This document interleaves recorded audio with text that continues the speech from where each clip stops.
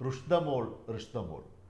മലബാറിൽ ഒരു കല്യാണ വീട്ടിൽ നടന്ന ഒരു ചെറിയ വിശേഷം അത് പുറം ലോകത്തേക്ക് എത്തിയപ്പോൾ വലിയ ആഘോഷവും ആക്ഷേപവും സൈബർ ആക്രമണത്തിനുമൊക്കെ അത് വഴിയൊരുക്കി എന്നുള്ളതാണ്. ആ റുഷ്ദമോൾ എന്ന ഒരു പാട്ടെന്ന് പറയാൻ കഴിയില്ല, എന്നാൽ പോലും ആ ഒരു പ്രയോഗം അതെങ്ങനെയാണ് രൂപപ്പെട്ടതെന്നൊക്കെ കുറേ പേരെങ്കിലും അറിഞ്ഞിട്ടുണ്ടാകും. ആ ഒരു സാഹചര്യത്തിൽ ഇന്ന് ഏറ്റവും കൂടുതൽ വിഷമിക്കുന്ന ഒരാളാണ് എൻ്റെ മുമ്പിൽ നിൽക്കുന്നത്, സമദ് സക്കാഫി. സമദിൻ്റെ ഭാര്യയുടെ പേരാണ് റുഷ്ദ. സമദ് കല്യാണം കഴിച്ചത് കഴിഞ്ഞ ചൊവ്വാഴ്ച ദിവസം, ഇന്ന് 7 ദിവസമാകും അല്ലേ. വിവാഹം എന്ന് പറയുന്ന ജീവിതത്തിലെ ഏറ്റവും വലിയ സ്വപ്നത്തിലേക്ക് അവരെത്തിച്ചേരുകയും എന്നാൽ അന്നത്തെ ദിവസം മുതൽ, വിവാഹം കഴിഞ്ഞ ആ ദിവസം മുതൽ ഇന്ന് വരെ ഏതാണ്ട് ഒരു 7 ദിവസം ഇവരനുഭവിച്ചതൊരു പക്ഷേ പറഞ്ഞാൽ വിശ്വസിക്കാൻ കഴിയാത്ത വിധമുള്ള പ്രയാസങ്ങളും ആശങ്കകളും ആകുലതകളും വല്ലാത്ത മാനസികാവസ്ഥയിലേക്ക് പ്രത്യേകിച്ച് റുഷ്ദ എന്ന അദ്ദേഹത്തിൻ്റെ ഭാര്യ പോയിക്കൊണ്ടിരിക്കുന്നു എന്നുള്ളതാണ്. ആദ്യമായിട്ടാണ് മലയാളികൾക്ക് മുമ്പിലേക്ക് സമദ് സംസാരിക്കാനായി എത്തുന്നത്. കോട്ടയ്ക്കൽ നിന്നും അദ്ദേഹം കൊല്ലം ജില്ലയിൽ എത്തി നിൽക്കുകയാണ്. കരുനാഗപ്പള്ളിയിലെ KLI മീഡിയയുടെ ഓഫീസിലാണ് ഇപ്പോൾ അദ്ദേഹം നിൽക്കുന്നത്. കല്യാണ ദിവസം നടന്നത് എന്താണ്, ഇന്ന് വരെ നിങ്ങൾ നേരിട്ടതും അതിൻ്റെ യാഥാർത്ഥ്യവും എല്ലാം വ്യക്തമായിട്ടൊന്ന് പറയുക. ഒരു വ്യക്തിയുടെ ഏറ്റവും വലിയ ഒരു ആഗ്രഹമാണ് കല്യാണം എന്നുള്ളത്. അതെ.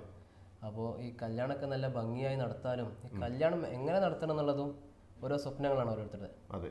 അതിൽപ്പെട്ട എൻ്റെ ഏറ്റവും വലിയ സ്വപ്നമായിരുന്നു, ഞാൻ ഈ പാട്ടിൻ്റെ മേഖലയിലൊക്കെ ഉണ്ടായതുകൊണ്ട് ഞാൻ ഒരുപാട് സദസ്സ് നേതൃത്വം കൊടുക്കാൻ. പാട്ടെന്ന് പറയുമ്പോൾ അതും കൂടെ ഒന്ന് വിശദമായി പറയണം. മദ്ഹ് ഗാനങ്ങളാണ് കേട്ടോ. അതെ അതെ. ആ മദ്ഹ് ഗാനങ്ങളും പാടി ഒരുപാട് വേദികളിൽ കേരളത്തിലും പുറത്തുമൊക്കെ ആയിട്ട് സഞ്ചരിച്ചിട്ടുള്ള ഒരു വ്യക്തി കൂടിയാണ്.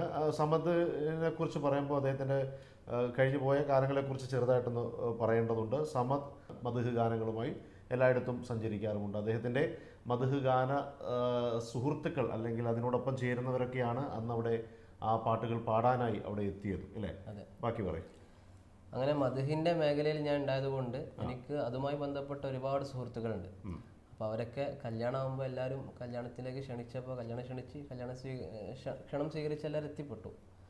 അങ്ങനെ അൽഹംദുലില്ലാ ഒരുപാട് ആളുകൾ നല്ല രൂപത്തിൽ പാട്ടൊക്കെ പാടി നല്ല ഉഷാറാക്കി പരിപാടി അവതരിപ്പിച്ചു തന്നു. അതിൽ നമ്മൾ സുഹൃത്തിൽപ്പെട്ട ഈ പാട്ടിൻ്റെ മേഖലയിലുള്ള നമ്മളൊരു സുഹൃത്ത് തന്നെ മൂപ്പർക്ക് നമ്മളെ ഒരു ഫ്രണ്ടിൻ്റെ കല്യാണമല്ലേ, അപ്പോൾ ഒന്ന് ആവേശമാക്കി പാടാന്നുള്ള നിലക്ക് മൂപ്പര് കുറച്ച് ആവേശം കൂട്ടി പാടി. അതിൽ 1-2 വരികൾ പല രൂപത്തിലും അർത്ഥം വെക്കാവുന്ന കോലത്തിലുള്ള വരികളാണ്. അപ്പോൾ അങ്ങനെ പാടിയപ്പോൾ ആ ഒരു ലൈവും ഉണ്ടായ കാരണത്താൽ ആ ലൈവിൽ നിന്ന് ആ ഒരു ഭാഗം മാത്രം കട്ട് ചെയ്തു. അതിൽ റുഷ്ദമോൾ എന്ന് വരുന്നുണ്ട്. അപ്പോൾ റുഷ്ദമോൾ എന്ന് പറഞ്ഞ് അതിൽ ഒരു സിന്ദാബാദ് എന്നുള്ള ഒരു ക്യാപ്ഷനും കൊടുത്തു. അതങ്ങനെ ട്രോൾ രൂപത്തിൽ പ്രചരിപ്പിച്ചു. ആ പ്രചരണം ഉണ്ടായതോടുകൂടെയാണ് ഇത്രയും വലിയൊരു വിഷമത്തിലേക്ക് നമ്മൾ ഇരയായത് കുടുംബം. അതെ. ഇന്ന് എനിക്ക് തോന്നുന്നു അത് ആഘോഷിക്കാത്ത സോഷ്യൽ മീഡിയയിൽ ലൈവായി നിൽക്കുന്ന ആരും തന്നെ ഇല്ല എന്നുള്ളത്. അത് കൊച്ചു കുട്ടികൾ മുതൽ മുതിർന്നവർ വരെയുള്ളവർ ആ പാട്ടിനെ പല രൂപത്തിലാക്കി. അതും ഒരുപക്ഷെ ഏറ്റവും ആക്ഷേപിക്കുന്ന വിധത്തിലേക്ക് അത് മാറി എന്നുള്ളതാണ്. ആക്ഷേപിക്കുമ്പോഴും ആലോചിക്കേണ്ടത് അതെല്ലാം ഒരു പെൺകുട്ടിയുടെ പേര് വെച്ചിട്ടാണ്. ആ പെൺകുട്ടി ഇതുമായി യാതൊരു വിധത്തിലും അറിഞ്ഞോ അറിയാതെയോ അവരിതിൻ്റെ ഭാഗമല്ല. ഈ മലപ്പുറത്ത് കോട്ടയ്ക്കൽ നടന്ന വിവാഹത്തെക്കുറിച്ച് കൂടി പറയാം. അതായത് ആ പ്രദേശത്ത് ഒരു കാലത്ത് നടന്ന വിവാഹത്തിൻ്റെ ഒരു പാരമ്പര്യമുണ്ട്. ആ പാരമ്പര്യം നിലനിർത്തി വന്ന ഒരു കല്യാണം കൂടിയാണ്. ഇന്നത്തെ ഒരു ആഘോഷമൊന്നും അല്ലായിരുന്നു. എന്നാൽ ഞാനതിനെ വിശദമായി ഒന്ന് പഠിച്ചപ്പോൾ ഒരു ഓഡിറ്റോറിയത്തിൽ, ആ ഓഡിറ്റോറിയത്തിൻ്റെ പേരെന്താണ്, തവക്കൽ ഓഡിറ്റോറിയത്തിൽ ആ തലേ ദിവസം അത്യാവശ്യം നല്ല നിലയിലുള്ള ഒരു സ്റ്റേജ് ഡെക്കറേഷൻ അവിടെ ഉണ്ടായിരുന്നു. എന്നാൽ പിറ്റേ ദിവസം സമദിൻ്റെ വിവാഹം നടക്കുന്നത് കൊണ്ട് തന്നെ അവർ സമദിൻ്റെ വിവാഹത്തിന് വേണ്ടി അത് വിട്ടുകൊടുക്കുകയായിരുന്നു അല്ലേ.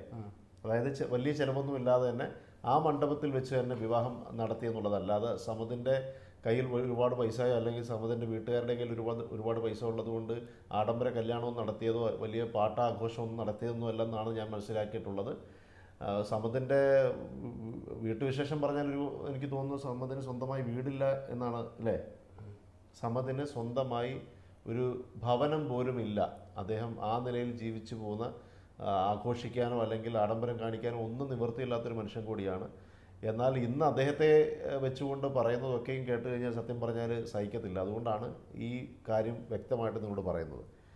ഈ കല്യാണ ദിവസം ഇത്രയും ആളുകൾ സുഹൃത്തുക്കളൊക്കെ വന്നിരുന്ന് പാട്ട് പാടിയപ്പം അതിൽ പ്രധാനമായിട്ട് ഈ പാട്ട് പാടിയ അഹമ്മദ് കുട്ടിയല്ലേ, ഈ അഹമ്മദ് കുട്ടിയെക്കുറിച്ച് മനസ്സിലാക്കുമ്പോൾ അദ്ദേഹം ഈ മധു ഗാനരംഗത്ത് വളരെ പ്രശസ്തനായിട്ടുള്ളൊരു പാട്ടുകാരനാണ്. അല്ലാതെ പെട്ടെന്നൊരു പാട്ടുകാരനായതല്ല, വളരെ പ്രശസ്തനായൊരു പാട്ടുകാരൻ.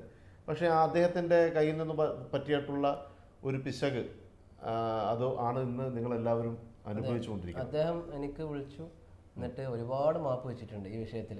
കാരണം മൂപ്പര് പാടിയ കാരനാണല്ലോ ഇത്രയും ആളുകളുടെ ഇടയിലേക്ക് എത്തിയത്. അപ്പോൾ എന്നൊരു കുറ്റബോധം, ഞാൻ കാരണം എൻ്റെ പിന്നെ സമ്മത് വിഷമിച്ചു, അവൻ്റെ ഭാര്യ വിഷമിച്ചു, കുടുംബങ്ങൾ വിഷമിച്ചു എന്ന നിലയ്ക്ക് ഒരുപാട് വട്ടം എന്നെ കണ്ടിട്ടും അതുപോലെ ഫോൺ വിളിച്ചിട്ടൊക്കെ ഒരുപാട് വട്ടം എന്നെ ക്ഷമ ചോദിച്ചു. അതെ, ഇത് ഒരുപക്ഷെ ഇതിനെക്കുറിച്ചൊക്കെ അറിയാൻ ശ്രമിച്ചു കഴിഞ്ഞാൽ ഇതൊന്നും വലിയ തെറ്റായിട്ട് പറയാൻ കഴിയുന്നില്ല. കാരണം ഞാൻ ഒരു ഗൾഫിലൊക്കെ ഒരുപാട് വർഷം നിന്ന ഒരാളായതുകൊണ്ട് അതിന് മലബാറിലൊക്കെ ഉള്ള ഒരുപാട് സുഹൃത്തുക്കളുണ്ട്. അവിടെയൊക്കെ എന്തെങ്കിലും ഒരു ചെറിയ ആഘോഷം നടന്നാൽ പോലും ഇങ്ങനെയുള്ള പാട്ടുകൾ, മധു പാട്ടുകളൊക്കെ ഉണ്ടാക്കുമ്പോൾ ഈ ചെറുക്കൻ്റെ പേരോ പെൺകുട്ടിയുടെ പേരോ അല്ലെങ്കിൽ വീട്ടുപേരോ അങ്ങനെയുള്ള പേരുകളൊക്കെ ചേർത്ത് അതിനകത്തൊരു ചെറിയ തമാശകൾ ഉണ്ടാകുന്നത് സർവ്വസാധാരണമായൊരു കാര്യമാണ്. അത് പറഞ്ഞു വരുമ്പോൾ അല്ലെങ്കിൽ ചൊല്ലി വരുമ്പോൾ ചിലപ്പം അതിന് കുറച്ച് ഓരോ സദസ്സിന് അനുസരിച്ച് ചിലപ്പോൾ കൈവിട്ടു പോകും. അതെ അതെ, അങ്ങനെ സംഭവിച്ചിട്ടുള്ളൊരു കാര്യമായാണ് നമ്മളത് മനസ്സിലാക്കേണ്ടത്. എന്നാൽ ഇതിനൊക്കെ കാരണമായിട്ടുള്ളത് ഇവരുടെ വേഷം തന്നെയാണ്. ആ വേഷം തന്നെയാണ് ഇതിനൊക്കെ കാരണമായിട്ടുള്ളത്. ആ വേഷം ഇട്ടുകൊണ്ട് ഈ നിലയ്ക്ക് പാടി ഒരു സമുദായത്തെ അല്ലെങ്കിൽ ആ വേഷം ഇടുന്ന അല്ലെങ്കിൽ ആത്മീയമായി ജീവിക്കുന്ന ഒരുപാട് പേരെ ആക്ഷേപിച്ചു എന്നുള്ളതാണ് നിങ്ങൾ കേൾക്കേണ്ടി വന്നിട്ടുള്ളത്, കേട്ടുകൊണ്ടിരിക്കുന്നത് അല്ലേ? അതിനെക്കുറിച്ച് പറയാം. അതായത് നിങ്ങളെ ഏറ്റവും കൂടുതൽ വിമർശിക്കുകയും ആക്ഷേപിക്കുകയും ചെയ്തവരിൽ മതപണ്ഡിതന്മാരുണ്ട്. അതിൽ കാരണമുണ്ട്, വ്യക്തമായിട്ട് അവർ പറയുന്നുണ്ട്, അല്ല വെറുതെ അല്ല, അവർക്കത് വേദനിച്ചിട്ടുണ്ടായിരിക്കാം. എന്താണ് അതിനെക്കുറിച്ച് പറയാനുള്ളത്? മതപണ്ഡിതന്മാരെ കുറിച്ച് പറയണമെങ്കിൽ അവർ പണ്ഡിതോചിതമായിട്ടുള്ള ശൈലിയിൽ നല്ല രീതിയിൽ തന്നെ അവർ നമുക്ക് വിഷയങ്ങളൊക്കെ പറഞ്ഞു തന്നു. അതൊക്കെ നമ്മൾ ഉൾക്കൊണ്ടിട്ടാണ് സംസാരിക്കുന്നത്. എന്നാൽ ഞാൻ ഒരു കാര്യം പറയട്ടെ, സമതിന് പലതും പറയാൻ ബുദ്ധിമുട്ടുള്ളതുകൊണ്ടാണ് ഞാൻ കൂടുതലായിട്ട് സംസാരിക്കുന്നത്. കാരണം സമതിന് ഇങ്ങനെ സംസാരിക്കാൻ തന്നെ ബുദ്ധിമുട്ടുണ്ടായിരുന്നു. ചിലർ നിങ്ങളെ വളരെ വലിയ രീതിയിൽ ആക്രമിച്ചു. ആ ആക്രമിച്ചതിനകത്ത് ഇല്ലാത്ത വിഷയങ്ങളുണ്ട് അല്ലേ? അതായത് വിവാഹ സമയത്ത് റുഷ്ദ മണവാട്ടിയായി ഒരുങ്ങി വരുന്നു, മണ്ഡപത്തിലേക്ക് വരുന്നു, ബാക്കിയുള്ള എല്ലാവരും ഇരിക്കുന്നു, ആഘോഷിക്കുന്നു, കാണിക്കുന്നു, അങ്ങനെ പറയുന്ന ഒരു രീതിയിലേക്ക് ഇതിന് മാറ്റി.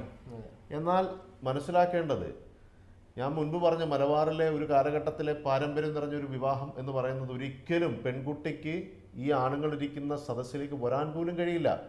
അങ്ങനെ മറ്റൊരു സ്ഥലത്താണ് പെൺകുട്ടിയും സ്ത്രീകളും അടങ്ങുന്ന സംഘം മറ്റൊരു സ്ഥലത്താണ്. അവർക്കും ഈ പുരുഷന്മാരിരിക്കുന്ന സ്ഥലവുമായിട്ട് വലിയ മറയുണ്ട് അല്ലേ? ആ മറയ്ക്കപ്പുറവും ഇപ്പുറവുമാണ് ഇത് നടക്കുന്നതിൻ്റെ, തമ്മിൽ കാണാൻ പോലും കഴിയില്ല. അല്ലാതെ തന്നെ ഈ പെൺകുട്ടിക്ക് യാതൊരു വിധത്തിലും ഒരു ഫോട്ടോ പോലും ഒരാൾക്ക് എടുക്കാൻ കഴിയില്ല. ആ നിലയ്ക്ക് നടന്നിട്ടുള്ളൊരു വിവാഹമാണ്. എന്നാൽ സമതിൻ്റെ ഒരുപാട് ചിത്രങ്ങളൊക്കെ പലരും തെറ്റിദ്ധരിച്ചും സമതിൻ്റെതായിട്ടുള്ള പടങ്ങളൊക്കെ വന്നിട്ടുണ്ടെങ്കിലും ആ വൈഫിൻ്റെ റുഷ്ദയുടെ ചിത്രങ്ങളൊന്നും ആർക്കും കിട്ടില്ല. കാരണം ഒരാൾക്കൊരു ഫോട്ടോ പോലും എടുക്കാൻ കഴിയാത്ത വിധം വളരെ മാന്യമായി നടന്നിട്ടുള്ളൊരു വിവാഹമാണ്. ആ വിവാഹത്തെക്കുറിച്ചാണ് ചില വ്യക്തികൾ ഇവരെ ആക്രമിച്ചത്. പെൺകുട്ടിയെ അണിഞ്ഞൊരുങ്ങി എല്ലാവരെയും കാണിക്കാൻ വേണ്ടി മുന്നിലേക്ക് നിർത്തിയെന്നൊക്കെ പറയുന്ന വിധത്തിൽ. അതൊക്കെ സമതിനെ സംബന്ധിച്ച്, ഒരു ചെറുപ്പക്കാരെ സംബന്ധിച്ച് എത്രത്തോളം വേദന ഉണ്ടാക്കുമെന്നുള്ളത് മനസ്സിലാക്കണം. ആ പെൺകുട്ടിയെ സംബന്ധിച്ച്, ആ കുടുംബത്തെ സംബന്ധിച്ച്. അപ്പം നമ്മൾ ബാക്കി പറയാം. അതെ, ഒരു പെൺകുട്ടി പറഞ്ഞല്ലോ, ഒരു പെൺകുട്ടി എന്ന് പറയുമ്പോൾ അവളവളെ ഉമ്മാനെ, സ്വന്തം വീട് എല്ലാം ഒഴിവാക്കി വേറെ പുതിയ വീട്ടിലേക്ക് വരുമ്പോൾ അപ്പോഴുള്ള മാനസികാവസ്ഥ, കാരണം എന്തായിരിക്കും ഇവിടെ, എങ്ങനെ നീ ജീവിക്കുക, പുതു വീടല്ലേ, അങ്ങനെയുള്ള മാനസികാവസ്ഥ ഉണ്ടായിരിക്കെ ആ കല്യാണം കഴിഞ്ഞത് മുതൽ ഓരോ നിമിഷം ഇങ്ങനെ കഴിയുന്തോറും ഓരോ പുതിയ പുതിയ റീൽസുകളും ഷോർട്സുകളും ഇങ്ങനെ ഇറങ്ങിക്കൊണ്ടിരിക്കല്ലേ. നമ്മൾ എത്ര കാണണ്ടെന്ന് വിചാരിച്ചാലും ഫോൺ വിളിച്ചിട്ട് പോലും പറയണേ വാട്സപ്പ് എടുത്ത് നോക്കും, ഞാൻ ഒരു സാധനം വിട്ടിട്ടുണ്ട്. അങ്ങനെ അറിയാതെ പോലും നമ്മൾ എടുത്തു പോയി നോക്കും. അങ്ങനെ നോക്കുമ്പോൾ നമ്മളെന്തായാലും വിഷമിച്ചു പോവല്ലോ. ആ നിലക്കായിപ്പോയി. കാരണം ഓരോ ദിവസം പിറ്റേ ദിവസമാണ് നമ്മളെ ഈ പ്രിയപ്പെട്ട നൗഷാദ് ബാക്കവി ഉസ്താദിൻ്റെ വയല് കേൾക്കുന്നത്. ആ വയലിലാണ് ഉസ്താദ് നേരിട്ട് ആ സദസ്സിലുള്ള പോലെയാണ് ഉസ്താദ് സംസാരിക്കുന്നത്. ഞാൻ ഇതുമായി ബന്ധപ്പെട്ട് കുറേ വീഡിയോകൾ ഞാൻ പിന്നീട് കണ്ടപ്പോഴൊക്കെ മനസ്സിലാക്കുന്നത് ഈ പറയുന്നവരൊക്കെയും ഈ സദസ്സിലുണ്ടായിരുന്നു എന്ന നിലയിലാണ് പറയുന്നത്. നിങ്ങളൊക്കെ ആലോചിക്കേണ്ടത്, നിങ്ങൾക്ക് അത് പറഞ്ഞപ്പോൾ നിങ്ങൾക്ക് ഒരുപാട് കാഴ്ചക്കാരെ കിട്ടി, ഒരുപാട് ആളുകളത് കണ്ട് വലിയ രീതിയിൽ നിങ്ങൾക്ക് ബെനിഫിറ്റ് ഉണ്ടായിട്ടുണ്ട്. പക്ഷേ നിങ്ങൾ ആലോചിക്കേണ്ട ഒരു കാര്യമുണ്ടായിരുന്നു. നമ്മൾ അറിയാത്ത കാര്യങ്ങൾ പറയുമ്പോൾ, പണ്ഡിതന്മാരാണ്, വാഗ്മിയാണ്, ആത്മീയ ചിന്തകരും പ്രഭാഷകരും ഒക്കെ ആയിരിക്കാം, പക്ഷേ നിങ്ങൾ ഒരുപാട് കാര്യങ്ങൾ ശ്രദ്ധിക്കണമായിരുന്നു. കാരണം ഈ ഒരു ചെറുപ്പക്കാരൻ്റെ കുടുംബത്തിൽ ഇന്ന് അനുഭവിക്കുന്ന വേദന അത് നിങ്ങളിലേക്കും ഏതെങ്കിലും സാഹചര്യത്തിൽ വരുമ്പോൾ മാത്രമേ അത് മനസ്സിലാക്കാൻ കഴിയുകയുള്ളൂ. നിങ്ങൾ മാത്രമല്ല ഇതുമായി ബന്ധപ്പെട്ട് ഇവരെ ആക്രമിച്ചിട്ടുള്ളത്. കാരണം ഇവർ രണ്ടുപേരും നിരപരാധികളാണ്. ഈ കുടുംബവും നിരപരാധികളായിട്ടുള്ളവരാണ്, മാതാപിതാക്കൾ. എനിക്ക് ഇദ്ദേഹത്തിൻ്റെ ഭാര്യ, ആ സഹോദരിയുടെ അവസ്ഥ സത്യം പറഞ്ഞാൽ കേട്ടെടുത്തോളം വല്ലാണ്ട് പ്രയാസമായിട്ടുണ്ട്. കാരണം അവർ ഇന്ന് സന്തോഷത്തിൻ്റെ ഒരു വലിയ നിമിഷങ്ങളിലൂടെ കടന്നു പോകേണ്ട അവരിന്ന് കരഞ്ഞ് തീർക്കുകയാണ് അവരുടെ ഓരോ നിമിഷങ്ങളും ദിവസങ്ങളും. അതിന് ഇനിയെങ്കിലും ഒരു പരിഹാരം ഉണ്ടായേ പറ്റൂ. ഇനിയിപ്പം നിലവിൽ ഒരുപാട് ആക്ഷേപങ്ങൾ നിങ്ങൾ കേൾക്കേണ്ടി വന്നു. അതെ, ഈ പ്രഭാഷണം നടന്നതിന് ശേഷം ആണ് അവൾക്ക് കൂടുതൽ വിഷമം നമ്മൾ കണ്ടത്. അതായത് മറ്റുള്ളവരെന്തും പറഞ്ഞോട്ടെ, നല്ല അറിവുള്ള പണ്ഡിതന്മാരെന്നെ എങ്ങനെ പറയുമ്പോൾ എന്ന നിലക്ക് അവൾ കുറെ കരഞ്ഞു. അത് അന്ന് കരഞ്ഞ് പിറ്റേന്ന് തന്നെ മൂപ്പര് ഇങ്ങോട്ട് ഒന്നും പറയാതെ തന്നെ എന്നെ പൊരുത്തപ്പെടുക ചെയ്ത്. ആ നല്ലൊരു മനസ്സ് മൂപ്പര് കാണിച്ചു. ഉസ്താദേ മോനെ, ഞാനിങ്ങനെ അറിയാതെ പലയിടത്തുനിന്ന് കേട്ടിട്ട് പറഞ്ഞു പോയതാണ്, എനിക്ക് പുറത്തു തരണം എന്ന നല്ലൊരു മനസ്സ് ഉസ്താദ് കാണിച്ചു. നൗഷാദ് വാക്കഫി എന്ന് പറയുന്ന മതപണ്ഡിതൻ ഇവരെ വിമർശിച്ചെങ്കിലും ആക്ഷേപിച്ചെങ്കിലും പിന്നീട് ഇവരോട് പൊരുത്തപ്പെട്ടു. പക്ഷേ അത് ഇവരോട് പൊരുത്തപ്പെട്ടു എന്ന് പറയുന്നത് എനിക്ക് പറയാനുള്ളത് അത് പബ്ലിക്കായിട്ട് തന്നെ അദ്ദേഹം ഉസ്താദ് പറഞ്ഞതോടുകൂടെ ആ ഉസ്താദും പറഞ്ഞല്ലോ എന്ന് മറ്റുള്ളവർക്ക് ഒന്നും കൂടി ഒരു ഊർജം കിട്ടി. അങ്ങനെ ഒന്നും കൂടി അവർ ട്രോളാനും ഒരു കാരണമായല്ലോ. അപ്പോൾ ഉസ്താദ് പറഞ്ഞു, കുഴപ്പമില്ല, ഇൻഷാ അല്ലാഹ് ഞാനത് നല്ലൊരു വേദി കിട്ടിയാലും മാറ്റി പറഞ്ഞോളാം. ആ ദിവസം സമദിനെ സംബന്ധിച്ച് ഒരുപാട് കാര്യങ്ങളുണ്ട്. ബന്ധുക്കൾ, സുഹൃത്തുക്കൾ വിളിച്ചവരൊക്കെ വരുന്നു, അവരെയൊക്കെ കാണണം, അവരെയൊക്കെ സ്വീകരിക്കണം. ഇങ്ങനെ നല്ല തിരക്കിട്ട് ഓടുന്ന സാഹചര്യത്തിൽ ഇപ്പുറത്ത് ഒരു സ്ഥലത്താണ് ഈ മദ്ഹ് നടക്കുന്നത്. ഈ മദ്ഹ് നടക്കുന്ന സമയത്ത് അവിടെ പാട്ട് പാടി അതെല്ലാം കഴിഞ്ഞിട്ട് ഈ അഹമ്മദ് കുട്ടി എന്ന് പറയുന്ന മദ്ഹ് പാടിയ വ്യക്തി ഇദ്ദേഹത്തിനോട് വന്ന് സലാം പറഞ്ഞ് തിരിച്ചു പോകുക. പിന്നെ ഒരു കാര്യം പറയാൻ ചെയ്തു, ഞാൻ നിന്നെ എടാന്ന് വിളിച്ചല്ലേ. ഞാനവിടെ പുറത്ത് നിൽക്കായിരുന്നു. ഒരു പാട്ടൊക്കെ പാടി കഴിഞ്ഞു, ഞാൻ ഇറങ്ങി പോകണമെന്ന് യാത്ര പറയണം. ആ ടൈമിൽ എന്നോട് പിന്നെ സമസ്ത ഞാൻ ഇങ്ങനെ പാടിയപ്പോൾ എടാന്നുള്ളൊരു പ്രയോഗം വന്നിട്ടുണ്ട്, അപ്പോൾ എനിക്ക് പൊരുത്തപ്പെട്ടു തരണം. അപ്പോൾ എനിക്ക് മനസ്സിലായിട്ടില്ല, കാരണം ഞാൻ കേട്ടിട്ടില്ലല്ലോ. കേൾക്കാത്തതുകൊണ്ട് എനിക്കത് മനസ്സിലായില്ല എന്താ പാടി എന്നുള്ളത്. അപ്പോൾ ഞാൻ അതൊന്നും കുഴപ്പമില്ല പോയിക്കോന്ന് പറഞ്ഞു. നമ്മളൊന്ന് പാടിയൊന്നും കേട്ടിട്ടില്ല. പിന്നെ അതിനുശേഷം ഈ മദ്ഹ് പാട്ടുകൾ ഒക്കെ ഈ ഒരു കല്യാണത്തിനൊക്കെ ആവശ്യമാണോ, ഇതൊക്കെ ഇങ്ങനെയൊക്കെ ആഘോഷിക്കണമെന്ന് ചോദിച്ചു കഴിഞ്ഞാൽ മദ്ഹ് പാട്ടും അതിൻ്റെ രീതികളും എന്നൊക്കെ പറയുന്നത് അതിന് ആത്മീയമായിട്ട് പോലും ഒരുപാട് അർത്ഥങ്ങളും ഒരുപാട് ചിന്തകളും ഒക്കെ ഉള്ളതാണ് അല്ലേ? അതിനെക്കുറിച്ച് കൂടി പറഞ്ഞേ. ഈ നമ്മളിപ്പം കല്യാണങ്ങളൊക്കെ പല രീതിയിലാണ് ആഘോഷിക്കപ്പെടുന്നത്. വലിയ ആഡംബരങ്ങളും വലിയ പൊട്ടിക്കോശങ്ങളും വലിയ പിന്നണി ഗായകരെ കൊണ്ടുവന്നിട്ട് പാട്ടൊക്കെ വെച്ചിട്ടാണ് നടക്കുന്നത്. പക്ഷെ അവിടെ മദ്ഹ് പാട്ടിന്റെ പ്രസക്തി പറഞ്ഞു. ഞങ്ങളുടെ മദ്ഹ് പാട്ടിന്റെ പ്രസക്തി എന്ന് വെച്ചാൽ അതുകൊണ്ട് വേറെയും പല നേട്ടങ്ങളും ഞങ്ങൾക്കുണ്ട്. ഇപ്പോൾ മുസ്ലിമീങ്ങളാവുമ്പോൾ മുസ്ലിമീങ്ങളുടെ വിശ്വാസം അനുസരിച്ച് നമുക്ക് മദ്ഹ് എന്നുള്ളത് നമ്മുടെ പ്രവാചകൻ മുത്തനബി സല്ലല്ലാഹു അലൈഹി വസല്ലമ തങ്ങളുടെ അവിടുത്തെ വർണ്ണിക്കുക, അവിടുത്തെ മദ്ഹ് പറയാം എന്നുള്ളതാണ്. അപ്പോൾ അവിടുത്തെ മദ്ഹ് പറയലും പാടലും കേൾക്കലും ഒക്കെ നമുക്കൊരു വലിയ പുണ്യകർമ്മമാണ്. അപ്പോൾ അത് നമ്മുടെ നല്ല ജീവിതത്തിന്റെ ഒരു തുടക്കത്തിൽ തന്നെ ചെയ്യുമ്പോൾ അത് നമുക്ക് അതാണ് അതിന്റെ തുടക്കമായി വരുമ്പോൾ നമുക്ക് അതിന്റെ ഒരു എഫക്റ്റ് നമ്മുടെ ജീവിതത്തിൽ കാണും എന്നുള്ളൊരു വിശ്വാസം മുസ്ലിമീങ്ങളായ ഞങ്ങൾക്കുണ്ട്. അപ്പോൾ ആ നിലക്കാണ് ഇങ്ങനെ സദസ്സ് നമ്മൾ സംഘടിപ്പിക്കുന്നത്. അതിന് പുറമെ ഈ ലൈവ് അത് എന്നും നമുക്ക് ഓർമ്മയ്ക്കായി കാണാം, ഏത് ടൈമിലും വേണമെങ്കിൽ എടുത്ത് നോക്കാം എന്ന നിലക്ക് മാത്രമാണ് ഈ ലൈവ് എന്നുള്ളൊരു സംഭവം നമ്മൾ ചെയ്തു വെച്ചിട്ടുള്ളത്. അതിലൂടെ എത്രയും വലിയൊരു ദുരന്തത്തിലേക്ക് എത്തും എന്നുള്ളത് നമുക്ക് അറിയില്ല, ആരും പ്രതീക്ഷിക്കൂലല്ലോ. അതെ, അപ്പോൾ ആ മദ്ഹ് പാട്ട് ഇവർ ഒരുക്കിയതൊക്കെ ഇവരുടെ മനസ്സിലെ വലിയ ആത്മീയമായ ചിന്തകളിൽ നിന്നുമാണെങ്കിൽ പോലും അതിൽ വന്നിട്ടുള്ള ഒരാളുടെ ഭാഗത്തു നിന്ന ഒരു പിശക്, ആ പിശകെല്ലാം ഏറ്റുപറയുകയും അതെല്ലാം യാഥാർത്ഥ്യം പറയുകയും ചെയ്തു. ഇനി ഇതിനകത്ത് വേറെ മറച്ചു വെക്കാനോ അല്ലെങ്കിൽ തുറന്നു പറയാനായിട്ടോ ഒന്നുമില്ല എന്നുള്ളതാണ്. ഇത്രയല്ലേ ഇതുവരെ സംഭവിച്ചിട്ടുള്ളത്. അതെ, പിന്നെ അതിന്റെ പേരിൽ തന്നെ നമ്മുടെ ഉമ്മയായാലും ഉപ്പയായാലും ഒരുപാട് തവണ കരഞ്ഞിട്ടുണ്ട്. അതുപോലെ വൈഫിന്റെ ഉമ്മ ഉപ്പ പലതവണ വിളിച്ച് കുട്ടീനെ അവളെ കാണാൻ പൂതിയാവുന്നുണ്ട്, അവൾക്ക് അവൾ ഓക്കെ ആണോ എന്നൊക്കെ വിളിച്ച് നമ്മൾ സംസാരിക്കും. ഓക്കെയാണ്, പക്ഷേ പ്രയാസം ഉണ്ടല്ലോ. ഇത് ഓരോ ഘട്ടം കഴിയുന്തോറും ഓരോ രൂപത്തിലേക്ക് ഇത് വൈകൃതമായിട്ട് എന്തിനാണ് സത്യം പറഞ്ഞാൽ എത്രത്തോളം എന്ന് വെച്ചാൽ ഒരു സ്കൂളോ അല്ലെങ്കിൽ മദ്രസ പോലെ സ്ഥാപനങ്ങളിൽ റുഷ്ദ എന്ന പേരുള്ള ചെറിയ മക്കളുണ്ടെങ്കിൽ പോലും അതിനെ മാറ്റി നിർത്തി കളിയാക്കുന്ന ഒരവസ്ഥയാണ്. കാരണം അങ്ങനെ ഒരു കുട്ടി ആ റുഷ്ദ എന്ന പേരുള്ള കുട്ടിയെ പോലും മാറ്റി നിർത്തി കളിയാക്കുക, റുഷ്ദ മോൾ എന്ന് പറഞ്ഞിട്ട് മറ്റുള്ള കുട്ടികളൊക്കെ. അപ്പോൾ ആ കുട്ടിയുടെ മനസ്സിൻ്റെ വേദന എത്ര ഉണ്ടാവും? ആ കുട്ടിയൊന്നും ചെയ്തിട്ടില്ലല്ലോ. അതേ അവസ്ഥയാണ് ഞങ്ങളുടെ അവസ്ഥ. അതായത് പ്രശസ്തരായിട്ടുള്ള പലരും ഈ പാട്ടെടുത്ത് വെച്ചിട്ട് ആഘോഷിക്കുന്നു. എന്നിട്ട് അതിന് തുണിയില്ലാത്ത വിധത്തിലേക്ക് വർണ്ണനകൾ കൊടുത്തുകൊണ്ട് ആക്ഷേപിക്കുന്നു. ഇതൊക്കെ നമ്മളൊന്ന് ആലോചിക്കേണ്ടത്. ഇതൊക്കെ ഓരോ നിമിഷവും ഇവരനുഭവിക്കുന്ന വേദനകൾ നിങ്ങളൊന്ന് അറിയണം കേട്ടോ. ഈ നിലയ്ക്ക് പോവുകയാണെങ്കിൽ എന്താണ് തീരുമാനം? ഈ നിലക്കെന്ന് വെച്ചാൽ ഒരുപാട് ആളുകൾ ഈ ഫസ്റ്റത്തെ 1-2 ദിവസം അല്ലാത്ത ദിവസങ്ങൾ മുഴുവനും എനിക്ക് മെസ്സേജ് അയച്ച ആളുകൾ മുഴുവൻ പൊരുത്തം ചോദിക്കലാണ്. അതായത് ഉസ്താദേ നമ്മൾ അറിയാതെ അങ്ങനെ ചെയ്തു പോയി, ട്രോളിൽ പോയി, നമ്മൾ ഭാര്യയുമായി ഇത് കാണിച്ചു കൊടുത്ത് അങ്ങനെ ചിരിച്ചു കളിച്ചു, ഇത് ഒരുപാട് ആളുകൾക്ക് ഷെയർ ചെയ്തു, നമ്മൾ പൊരുത്തപ്പെട്ടുണ്ട്. അങ്ങനെ ഒരുപാട് ആളുകൾ, ഒരുപാടെന്ന് വെച്ചാൽ ഒരുപാട് ആളുകൾ, നല്ല മനസ്സായ ആളുകളൊക്കെ വന്ന് അങ്ങനെ ഞങ്ങളോട് പൊരുത്തപ്പെടിച്ച സംഭവങ്ങളുണ്ട്. വൈഫിനോട് പൊരുത്തപ്പെടാൻ പറയണം, കുടുംബങ്ങളോട് പൊരുത്തപ്പെടാൻ പറയണം, അറിഞ്ഞോട് ചെയ്തതല്ല, ഇതിൻ്റെ സത്യാവസ്ഥ എന്താണെന്നുള്ളത് ഇപ്പം ഇങ്ങനെ മനസ്സിലായി വരുന്നേ ഉള്ളൂ. അതുകൊണ്ട് ഉസ്താദ് പൊരുത്തപ്പെട്ടല്ലോ, മനസ്സിൽ ഒന്നും വെക്കരുത് എന്നൊക്കെ പറഞ്ഞ് പലരും പൊരുത്തപ്പെടിക്കുന്നവരുണ്ട്. പിന്നെ ചിലർ അതിൻ്റെ അവരുടെ ആഘോഷത്തിൻ്റെ അതിപ്പോഴും അങ്ങനെ പോവാണ്. അപ്പം നമ്മുടെ ഉസ്താദന്മാർ അതുപോലെ പണ്ഡിതന്മാരൊക്കെ രഹസ്യമായിട്ടും പരസ്യമായിട്ടൊക്കെ വിളിച്ച് വിഷയങ്ങളൊക്കെ പറഞ്ഞു. ഇനി ശ്രദ്ധിക്കണം, ഇനി ഇങ്ങനെയുള്ള കാര്യങ്ങൾ, അതുപോലെ ഇത് നിങ്ങൾ തെറ്റ് ചെയ്തു എന്നല്ല പറയുന്നത്, ഇങ്ങനെയുള്ള ഒരു അവസരങ്ങളൊക്കെ പ്രത്യേകം ശ്രദ്ധിക്കണം. കാരണം നിങ്ങളിലേക്കൊരു തെറ്റിദ്ധാരണ ഇനി ഉണ്ടാവാനോ നിങ്ങളിലൂടെ ഇനി ഇസ്ലാമിനോ ഉസ്താദന്മാർക്കോ അല്ലെങ്കിൽ മറ്റുള്ളവർക്ക് പിന്നെ പേരുദോഷം വരാതിരിക്കാൻ നിങ്ങൾ ശ്രമിക്കണം.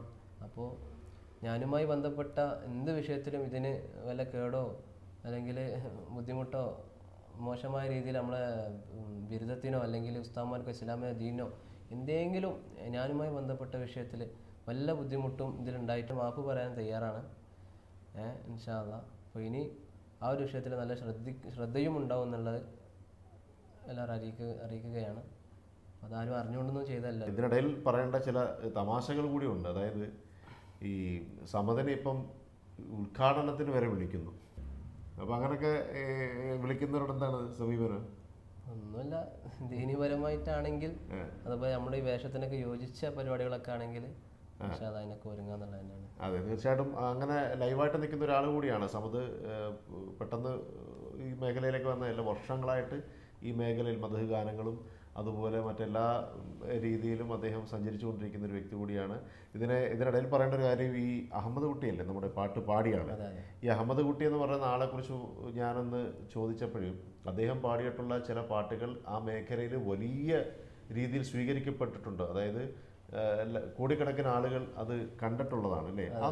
അതേതായിരുന്നു അദ്ദേഹത്തിന്റെ? ഒരുപാട് പാട്ടുകളുണ്ട്, നല്ല നല്ല വരികളുള്ള ഒരുപാട് പാട്ടുകൾ. ഏതെങ്കിലും 1-2 ഒന്ന് പറയാം. എല്ലാവർക്കും അറിയുന്ന 2 പാട്ടുകൾ. ഒന്ന് കൽബിലണഞ്ഞൂടെ ഹബീബൻ കനവിൽ വന്നൂടെ, കരൾ പറിച്ചു തരാം നസീബെ സ്വീകരിച്ചൂടെ എന്ന് തുടങ്ങുന്ന നല്ല അടിപൊളി പാട്ടുണ്ട്.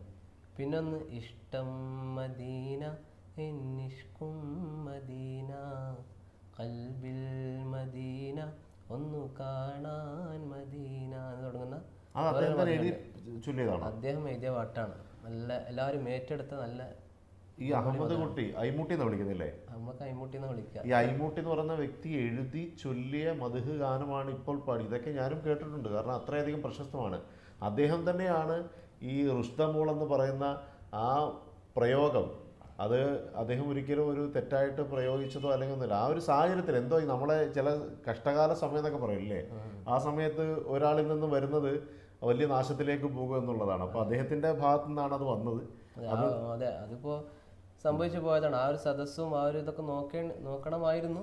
അതെ, അത് സംഭവിച്ചു പോയി, ഇനി പറഞ്ഞിട്ട് കാര്യമില്ല. ഏതായാലും മുപ്പര ഭാഗം ക്ലിയർ ആക്കിയിട്ട് പൊരുത്തം ചോദിച്ചിട്ടുണ്ട്, നമ്മൾ പൊരുത്തപ്പെട്ട് കൊടുത്തിട്ടുമുണ്ട്. ഇനി അതിന്റെ പേരിൽ ഇനി മൂപ്പരെയോ ഞങ്ങളെയോ ആരും ഇടങ്ങറാക്കാൻ ആരും വരണ്ട, അത്രേ ഉള്ളൂ. അപ്പം തെറ്റുകളൊക്കെ എല്ലാവരും ഏറ്റു പറഞ്ഞു, അതിങ്ങനെ സംഭവിച്ചതാണ്. ഇനി അതിനെ ക്രൂശിക്കാതിരിക്കുക, ആക്രമിക്കാതിരിക്കുക, ഇവരെ വെറുതെ വിടുക എന്നുള്ളത് മാത്രമാണ് ഇവരുടെ അപേക്ഷ.